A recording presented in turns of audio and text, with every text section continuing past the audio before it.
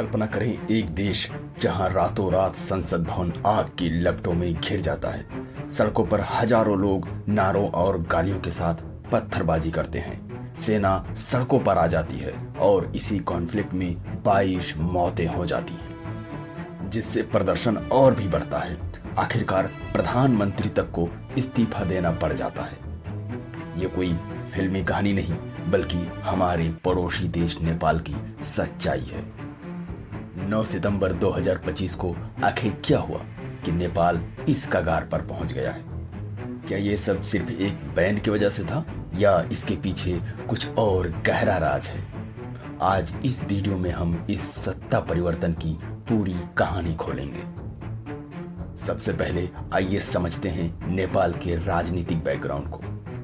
2008 में नेपाल ने राजतंत्र को खत्म कर लोकतंत्र अपनाया था, लेकिन तब से अब तक नेपाल में स्थिर सरकार नहीं बनी। पिछले 17 सालों में 13 से ज्यादा प्रधानमंत्री बदल चुके हैं। सरकारें गिनती बनती रहती है, गठबंधन टूटते जुड़ते रहते हैं। केपी शर्मा ओली खुद 4 बार प्रधानमंत्री रह चुके हैं। आखिरी बार जुलाई 2024 में उन्होंने कम्युनिस्ट पार्टी ऑफ नेपाल के लीडर के रूप में पद संभाला था।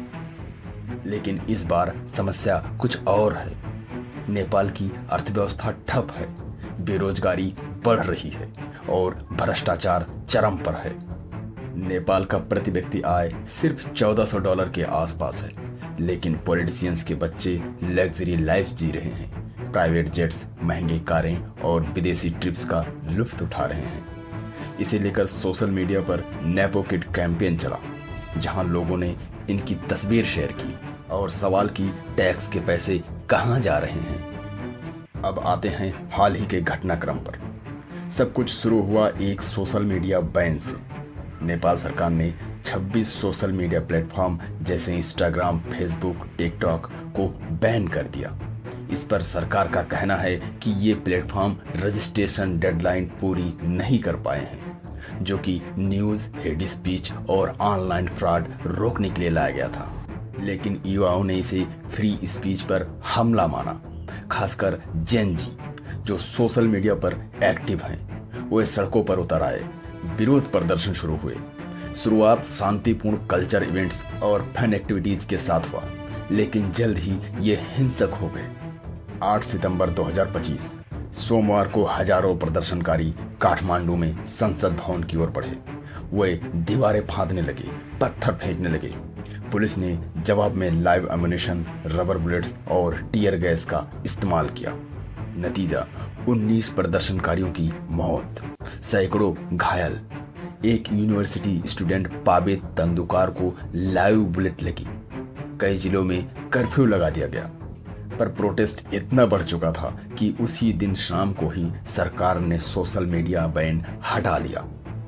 लेकिन अब देर हो चुकी थी। लोग और गुस्से में आ गए थे। अगले दिन 9 सितंबर मंगलवार को प्रदर्शन और तेज हो गए। भीड़ ने संसद भवन में घुसकर आग लगा दी, जिससे काला धुआं उठता दिखा। प्रदर्शनकारियों ने खिड़कियां तोड़ी, दीवारों पर एंटी गवर्नमेंट स्लोगन स्प्रे किए और डांस तक किया। प्रदर्शनकारियों ने न केवल संसद भवन बल्कि नेपाल के सुप्रीम कोर्ट भवन पर भी हमला किया और उसे आग के हवाले कर दिया। यह घटना काठमांडू में हुई, जहां गुस्साई भीड़ ने सरकारी संस्थानों को निशाना बनाया। नेपाली कांग्रेस पार्टी के लीडर शेर बहादुर देउबा का घर जला दिया गया, जिसमें उनकी पत्नी की मृत्यु हो गई। प्रदर्शनकारियों ने नेपाली कांग्रेस दफ्तर पर हमला किया, पुलिस की एक चौकी को उखाड़कर जला दिया। इस दिन 3 और मौतें हुई, जिससे मौतों की कुल संख्या 22 हो गई। पश्चिमी नेपाल में 2 जेलों से 900 से अधिक कैदी भाग निकले। सेना प्रमुख ने स्टेटमेंट जारी किया कि अगर हिंसा नहीं रुकी तो नेपाल आर्मी कंट्रोल ले लेगी। शाम तक पीएम ओली ने इस्तीफा दे दिया। उन्होंने राष्ट्रपति रामचंद्र पौडेल को लेटर लिखा कि वो राजनीतिक समाधान के लिए इस्तीफा दे रहे हैं।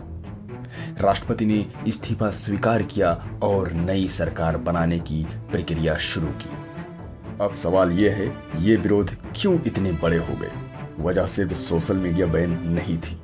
असली समस्या नेपाल की सिस्टमेटिक करप्शन है। जैनजी मांग कर रहे हैं कि संसद भंग हो, सभी एमपीज इस्तीफा दें, नए चुनाव हो और जिन अधिकारियों ने फायरिंग ऑर्डर दिए उन्हें सस्पेंड किया जाए। दोस्तों, यदि हम एनालिसिस करें तो नेपाल अब एक क्रॉस रोड पर है। अगर ये मूवमेंट सफल होता है तो शायद नई जनरेशन की पॉलिटिक्स आएगी, क्लीन और अकाउंटेबल। लेकिन खतरा ये भी है कि मिलिट्री इंटरवेंशन से डेमोक्रेसी खतरे में पड़ सकती है। देखते हैं आगे क्या होता है, इस पर हमारी नज़र बनी रहेगी। इस पर आप क्या सोचते हैं? अपनी प्रतिक्रिया कमेंट बॉक्स में अवश्य दें और वीडियो अच्छी लगी हो तो एक लाइक ज़रूर करें।